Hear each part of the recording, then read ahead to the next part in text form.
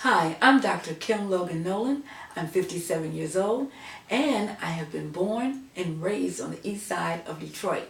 Today I'm a resident of the North Rosedale Park community and I have to say how much I love being a Detroiter. What has shaped me to remain in Detroit and to give back to Detroit was when I was just starting in my business some 38 years ago. I had an opportunity to meet Mayor Coleman A. Young. Mayor Young said to me, "I will help you, but I need two things from you." And I said, "What?" He said, "I need you to commit to Detroit and I need you to be loyal to Detroit." And I said, "I can commit and I can be loyal." He said, "But I'm not done. I need you to live in Detroit and I need you to build your business in Detroit and never leave." And I said, "Never?" He said, "Never." And I made that promise and I've kept that promise to this day.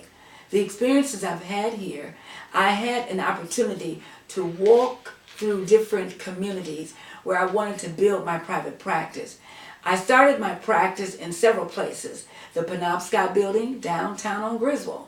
Then I moved from there over to Grand River at the Park Medical Clinic. But unfortunately, it was burnt down in 2013. I didn't know where I was going to go and start over again.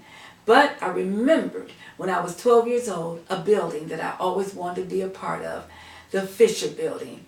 I came, they were looking for new tenants, and they heard about the story of my building being down. But I was a tenant in that building, and they said, "We welcome you." And today, I am a doctor in the Fisher Building. Inspiration. I've been inspired by so many people and circumstances in my life.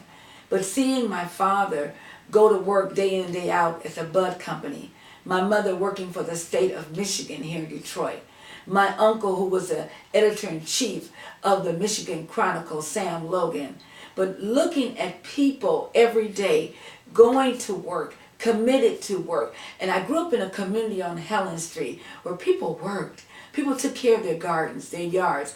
You know, I remember if you walked on someone's grass, they would get off my grass. Or if someone was not doing right, "I'm going to tell your parents."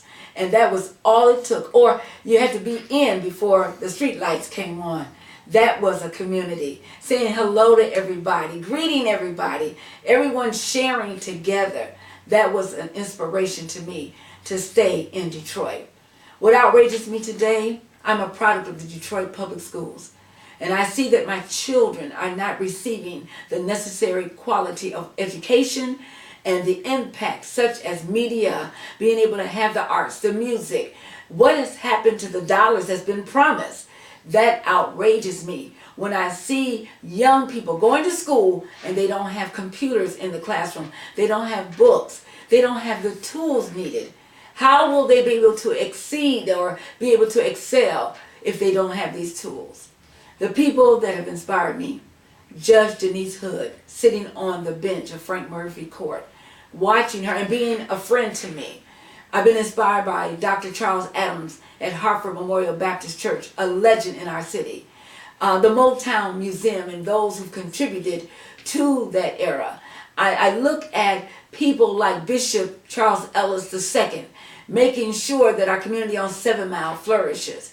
I am inspired by our mayor, Mike Duggan. I'm inspired by our chief who cares about us, of police. He cares about what happens to us day in and day out. I am here to say that I love Detroit. Why? Because the highest self-esteem is to reach back and pull others ahead of you so that you can give. I am a product of Wayne County Community College. I'm a product of Wayne State University. And I just didn't want to sit back and do nothing. I wanted to reach back, give back, and help those to have hope, to have love, and to give to those who needed counseling. The mental health issue is crucial around the world, but all we have to do is look in Detroit, and there are people who need help. So that's why I am here, to give back and to encourage and to be a part of the paradigm shift. Thank you.